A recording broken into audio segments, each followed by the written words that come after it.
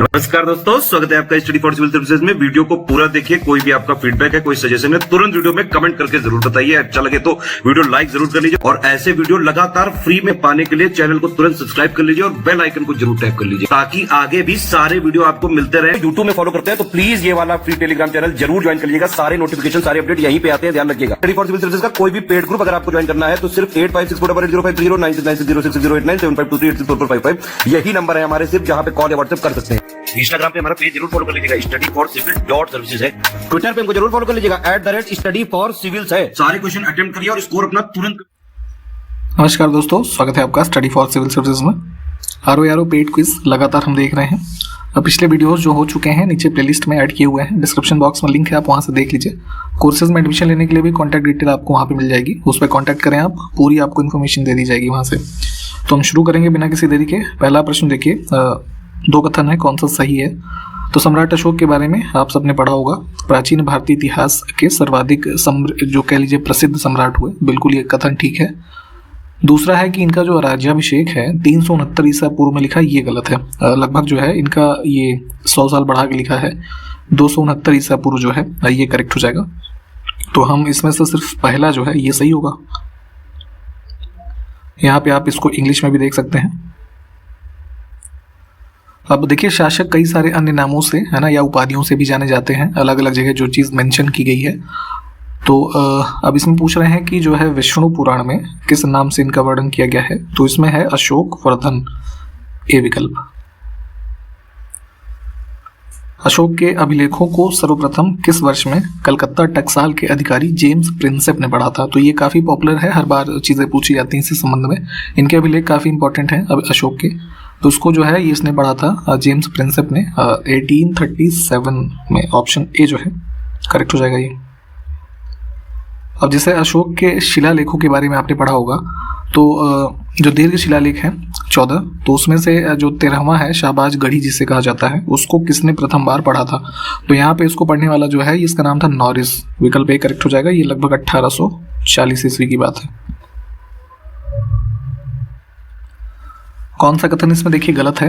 अशोक जो है पहला ऐसा भारतीय शासक था जिसने अभिलेखों के सहारे सीधे अपनी प्रजा को संबोधित किया। तो जो भी ये अभिलेख आप देखते हैं इसमें मैसेजेस किसके लिए होते थे, प्रजा को संबोधित करते हुए, तो ये बिल्कुल ठीक है। अशोक प्रारंभ में ब्राह्मण धर्म का अनुयायी था, तो ये बात भी ठीक है। जैसे ये कहा जाता है कि 60,000 ब्राह्मणों को भोजन कराते थे, है ना। कल्लड़ जैसे जो एक राइटर हैं तो अशोक को शिव का उपासक बताते हैं, लेकिन बाद में जो है कलिंगा का जब वॉर होता है तब ये बुद्धिज्म में कन्वर्ट हो जाते हैं अशोक, ठीक। तो इनको बुद्ध धर्म का भी महान संरक्षक माना जाता है। तो ये कथन भी ठीक है, गलत इसमें कुछ भी नहीं है। इसमें देखें, लघमान तथा तक्षशिला अभिलेख में किस लिपि का प्रयोग हुआ है। तो अशोक के संबंध में ये दोनों अभिलेख भी जाने जाते हैं। जैसे तक्षशिला पाकिस्तान से एसोसिएट करते हैं। लघमान जो एक शिलालेख मिला, ये अभिलेख ये उसमें है आपका लघमान वैली है अफगानिस्तान में, ठीक। तो इनमें अरमाइक स्क्रिप्ट जो है इसका यूज हुआ है, क्योंकि अब ये चीज़ें पूछी जाती हैं। तो इनकी जो पूरी लिस्ट है ये आप डिटेल में देखते चलें। अब एक और इंस्क्रिप्शन है आपका यहाँ अफगानिस्तान में ही है, कंधार का ये शरेकुना अभिलेख, ठीक। तो इसमें कौन सी लिपि का प्रयोग किया गया है ये पूछ रहे हैं। तो यहाँ पे देखेंगे तो इसमें ग्रीक और अरमाइक जो है ना, दोनों स्क्रिप्ट्स को यूज किया गया है। विकल्प हम इसमें चुनेंगे सी वाला। देखिए, अभी हमने ऊपर भी बात की थी कि कल्लड़ जो है अशोक को शिव का उपासक बताते हैं, और उपगुप्त जो है इन्होंने अशोक को बौद्ध धर्म में दीक्षित किया। तो ये वही कलिंग युद्ध के बाद की घटना है। दोनों इसमें जो है ठीक है।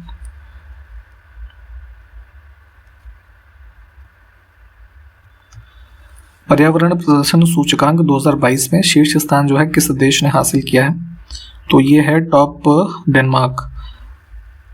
इसमें ये बताइए कि एनवायरमेंटल परफॉर्मेंस इंडेक्स जो है कौन रिलीज करता है, कौन सी संस्था। आगे देखिए कि ग्लोबल लिवेबिलिटी इंडेक्स यानी कि वैश्विक जीवंतता सूचकांक 2022 में भारत का जो नई दिल्ली शहर है कौन सा स्थान इसने हासिल किया है।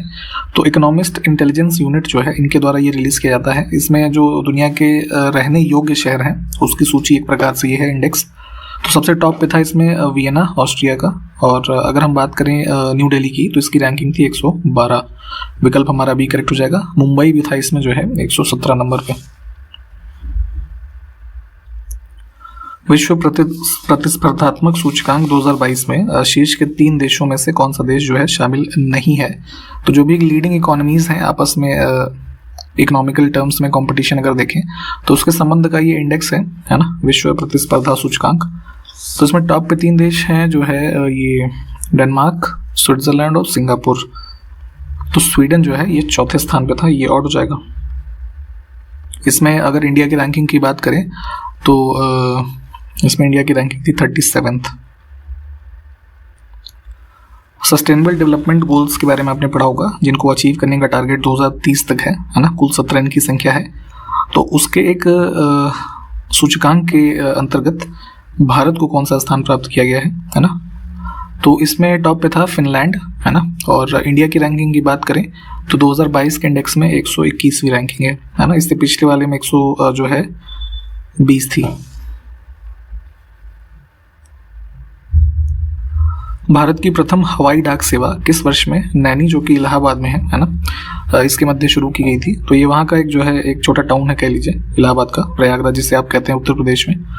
तो यहाँ पे इसको शुरू किया गया था एयर पोस्टल सर्विसेज सबसे पहली बार इंडिया में 1911 में। डेट भी चाहे तो याद रखें, इंपॉर्टेंट है ये, 18 फरवरी थी।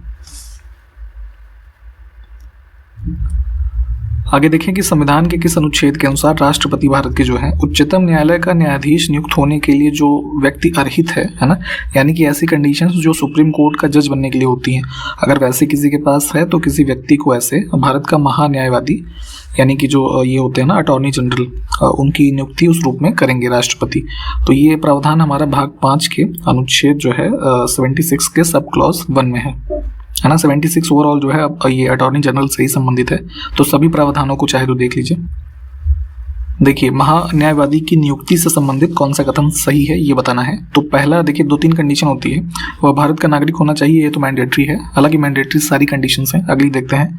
उसे उच्च न्यायालय के न्यायाधीश के रूप में काम करने का 5 वर्षों का अनुभव हो, तो ये बिल्कुल ठीक बात है। तीसरी कंडीशन ये होती है कि अगर मान लीजिए वो न्यायाधीश के रूप में काम नहीं किए हैं तो किसी उच्च न्यायालय में उनको 10 वर्षों का इसका वकालत का अनुभव होना चाहिए, यानी कि वो एडवोकेट होने चाहिए, ठीक, लीगल प्रैक्टिशनर। या और चौथी कंडीशन होती है कि अगर ये दोनों भी नहीं है मान लीजिए, तो राष्ट्रपति के मतानुसार कह लीजिए वो न्यायिक मामलों के काफ़ी एक योग्य व्यक्ति हों, तो उनके योग्यता के आधार पर उनको महान्यायवादी के रूप में नियुक्त किया जाएगा। दोनों कथन ठीक हैं, सी विकल्प को चुनेंगे। 2 कथन फिर से है महान्यायवादी के संबंध में, कौन सा कथन गलत है इसमें हमको ये देखना है। तो देखिए गलत सही वाला बहुत ध्यान से देखा करिए, कई बार गलत होता है। तो 76 आर्टिकल के अंतर्गत ही सब क्लॉज अगर हम 3 की बात करें, ठीक, तो उसमें कहा गया है कि महान्यायवादी को उनके कर्तव्य के पालन में भारत के राज्य क्षेत्र में जितने भी न्यायालय हैं उसमें सुनवाई का अधिकार होता है। तो जो है ये कथन ठीक है 76 सब क्लॉज 3 के अनुसार। और अगर सब क्लॉज 4 के अनुसार देखें तो वह राष्ट्रपति के प्रसाद पर्यंत पद धारण करते हैं, यानी कि कोई निश्चित समयावधि नहीं होती है इनके पद की, ठीक है, ये चीज़ ध्यान रखेंगे। जब तक वो कंडीशन डिफाइन की जाती है तब तक वो अपॉइंट होते हैं, यानी कि प्लीजर ऑफ प्रेसिडेंट वाली कंडीशन है। लेकिन इसमें कथन गलत इसलिए है कि ऐसा पारिश्रमिक प्राप्त करते हैं महान्यायवादी जो संसद निर्धारित करे था ना, तो ये टर्म गलत है। राष्ट्रपति ही यानी प्रेसिडेंट जो इनके निर्धारित करेंगे पारिश्रमिक, वो इनको दिया जाएगा। तो पहला गलत हो जाएगा, दूसरा सही है।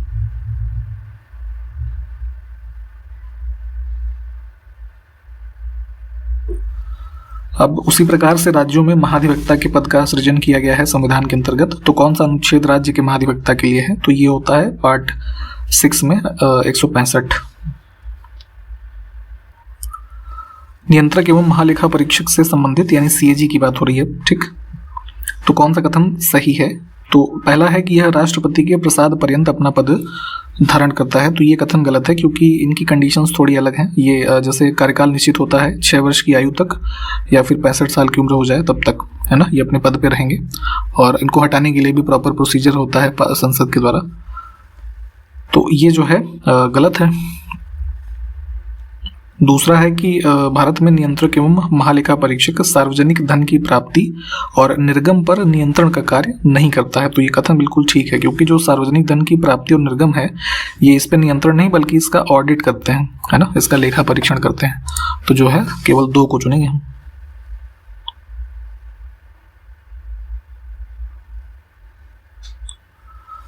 उत्तर प्रदेश राज्य सड़क परिवहन निगम, यानी कि जो रोडवेज बस आपने शायद यात्रा की हो तो उसके संबंध में जो ये निगम है, तो इसका कॉरपोरेट कार्यालय जो है कहाँ पे स्थित है, तो ये लखनऊ में है। किस पंचवर्षीय योजना के दौरान भूतपूर्व उत्तर प्रदेश सरकार रोडवेज, इसका नाम जो है उत्तर प्रदेश सड़क परिवहन निगम कर दिया गया था। ठीक है, तो देखिए पहले रोडवेज के नाम से जानते थे, जो अब हमारा अभी वर्तमान में रोडवेज बसेस जो सरकारी बसेस चलती हैं उसको कंट्रोल करने की जो अथॉरिटी है उसको UPSRTC है ना, इस नाम से आप जानते हैं। तो पहले उत्तर प्रदेश सरकार रोडवेज के नाम से जानते थे। तो चौथे पंचवर्षीय योजना में जो है 1972 में एक सड़क परिवहन अधिनियम बना था 1950 में, उसके अंतर्गत UPSRTC नाम जो है ये कर दिया गया। तो इसमें जो है बी विकल्प करेक्ट है।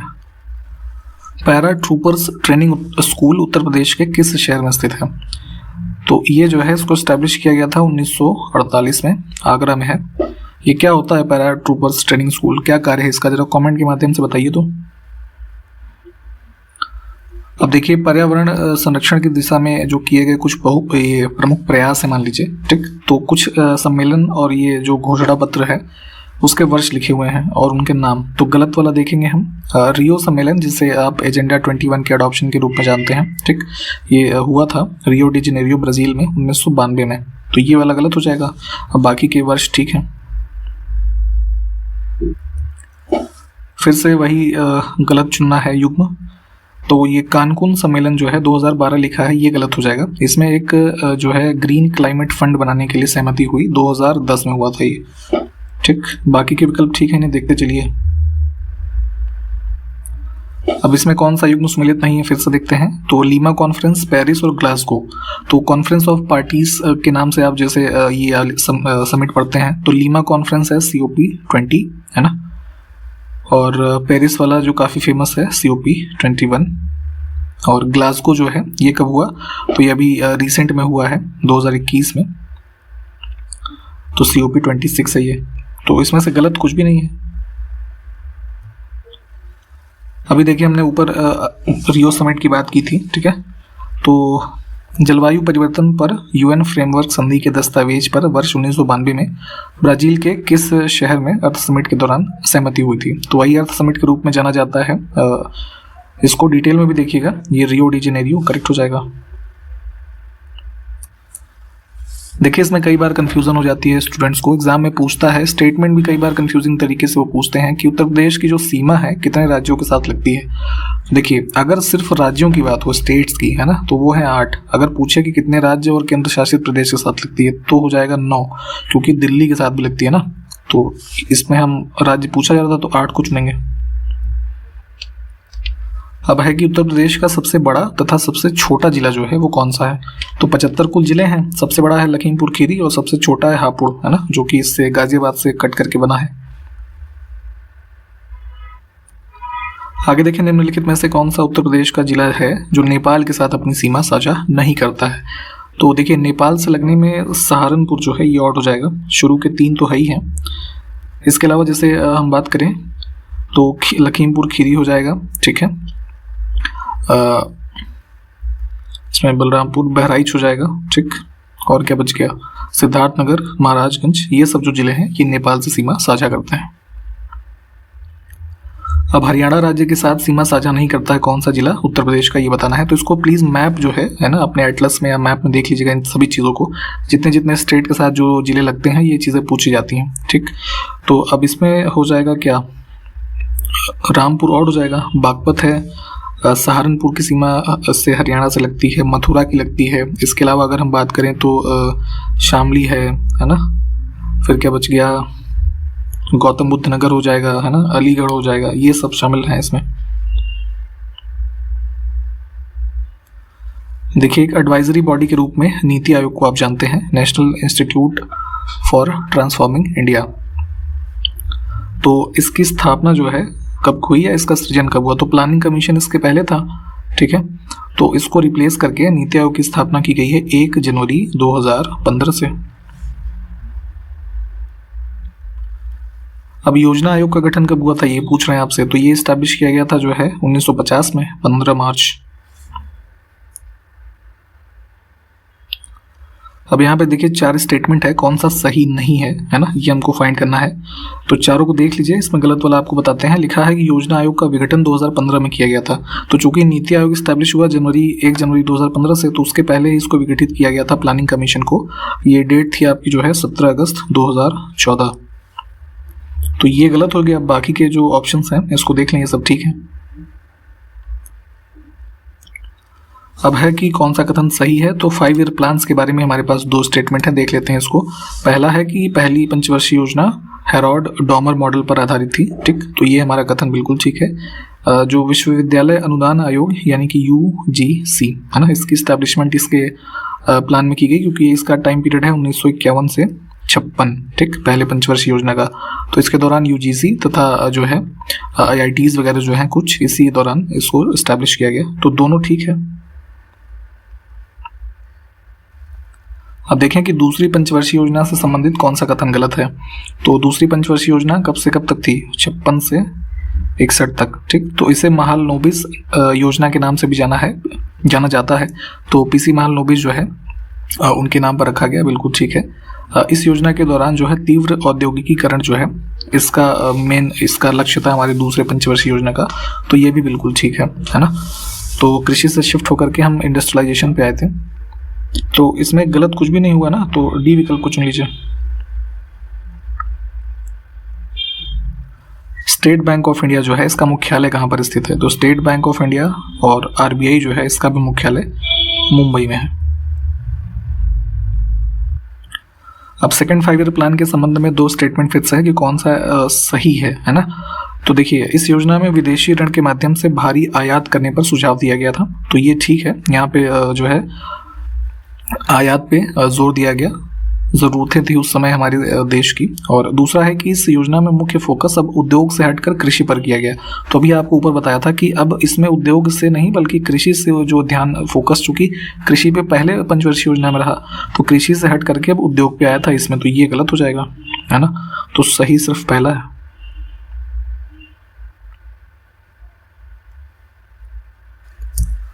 अब है कि भिलाई, दुर्गापुर और राउरकेला में जल विद्युत ऊर्जा परियोजनाएं किस पंचवर्षीय योजना में स्थापित की गई। तो देखिए, ये सब सारे फैक्ट हैं, किस पंचवर्षीय योजना में क्या हुआ, ये चीज़ें पूछी जाती हैं आपसे लगातार। तो प्लीज़ ध्यान से इन सब चीज़ों को पढ़ा करिए। तो ये भी जो है सेकंड 5 ईयर प्लान के ही कॉम्पोनेंट है, विकल्प B को चुनेंगे। अब देखिए, तीसरी पंचवर्षीय योजना जो आई है ना 61 से 66 के मध्य की, तो इसमें क्या हुआ कि इसका जो लक्ष्य निर्धारित था उस पर नहीं पहुंच सकी। तो क्या कारण था इसमें, हम देखेंगे। तो देखिए, हुआ क्या कि चीनी जो आक्रमण हुआ, चीन के साथ लड़ाई 1962 के दौरान, फिर जो है इंडो पाक वॉर हो जाता है ना, फिर 65-66 के दौरान ही भयंकर सूखा भी पड़ता है देश में। तो तीनों ये सब कारण हुए। इसी दौरान जो है सूखे के कारण ही आप देखेंगे तो जो FCI है इसकी भी स्थापना 1964 में की जाती है, ठीक। तो तीनों ही कारण हुए। अगला है कि गरीबी उन्मूलन का नारा किस पंचवर्षीय योजना के दौरान दिया गया। तो गरीबी हटाओ का बहुत पॉपुलर नारा आया था 5वीं पंचवर्षीय योजना में, ठीक है, इंदिरा गांधी गवर्नमेंट के टाइम पे। और एक और इसका लक्ष्य था इस 5वीं योजना का ये सेल्फ रिलायंस यानी कि आत्मनिर्भरता की प्राप्ति। आगे देखें, दुनिया का सबसे बड़ा हरित हाइड्रोजन पारिस्थितिकी तंत्र बनाने के लिए जो अदानी ग्रुप है उसने किस देश की एक ऊर्जा कंपनी के साथ साझेदारी की है। तो hydrogen as a fuel use करने के लिए सबसे बड़ा एक तरीके का यहाँ पे जो ये सिस्टम डेवलप करेंगे ये, तो जून में ये अग्रीमेंट हुआ था अदानी ग्रुप के बीच में और फ्रांस की कंपनी है टोटल एनर्जी करके, ठीक, इसके मध्य में। तो विकल्प B जो है इसको चुनेंगे। अब देखिए, 10वीं पंचवर्षीय योजना के बारे में कौन सा कथन सही नहीं है। तो 10वीं पंचवर्षीय योजना 2002 से 7 तक रही, ठीक। तो इसके दौरान कई सारे इवेंट्स हुए। तो इसमें देखें कि इसका लक्ष्य 8% GDP विकास दर हासिल करना था, ठीक। तो ये ठीक है। अच्छा, ये बताइए, वर्तमान में अभी जो रिवाइज्ड हमारे GDP एस्टिमेट्स आए हैं कि हमारे इस फाइनेंशियल ईयर में कितनी GDP ग्रोथ होगी, ये जरा कमेंट करके बताइए। तो ये कथन तो इसमें ठीक था। दूसरा है कि इस योजना में 2007 तक गरीबी अनुपात में 10% की कमी जो है उसको लाने का लक्ष्य रखा गया था। तो ये गलत है। इसमें जो इन्होंने 2007 तक जो प्लान के स्टार्ट होने के दौरान भारत में गरीबी की दर थी उसमें तब से लेकर 7 तक में 5% कमी की जो है अवधारणा की गई थी। तो सही हो गया पहला, सही नहीं है दूसरा।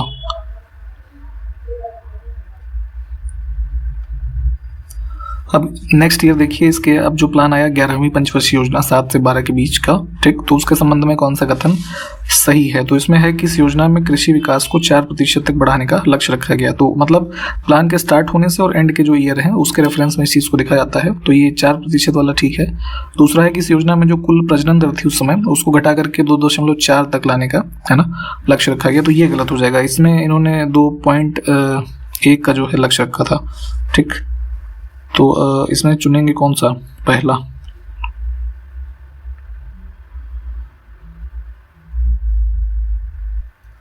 आज की वीडियो का चलिए अंतिम प्रश्न देखेंगे कि इंदिरा आवास योजना, जवाहर रोजगार योजना, केंद्रीय ग्रामीण स्वच्छता कार्यक्रम, ये जो 3 प्रोग्राम है किस पंचवर्षीय योजना के दौरान शुरू किए गए? तो ये शुरू किए गए आपके जो है 7वीं योजना में, है ना। ऑप्शन ए को चुन लेते हैं। इनके वर्ष अगर हम बात करें तो इंदिरा आवास योजना की शुरुआत 1985 में की गई और जवाहर रोजगार योजना जो है इसको 1989 में शुरू किया गया था और स्वच्छता कार्यक्रम जो है ये 86 का है, ठीक। तो इन्हीं सब बातों के साथ यहाँ पे इसको समाप्त कर रहे हैं। जो क्वेश्चंस पूछे गए हैं प्लीज़ उसको कमेंट करके बताइए। हम आपको अगले वीडियो में मिलते हैं, तब तक के लिए नमस्कार, जय हिंद।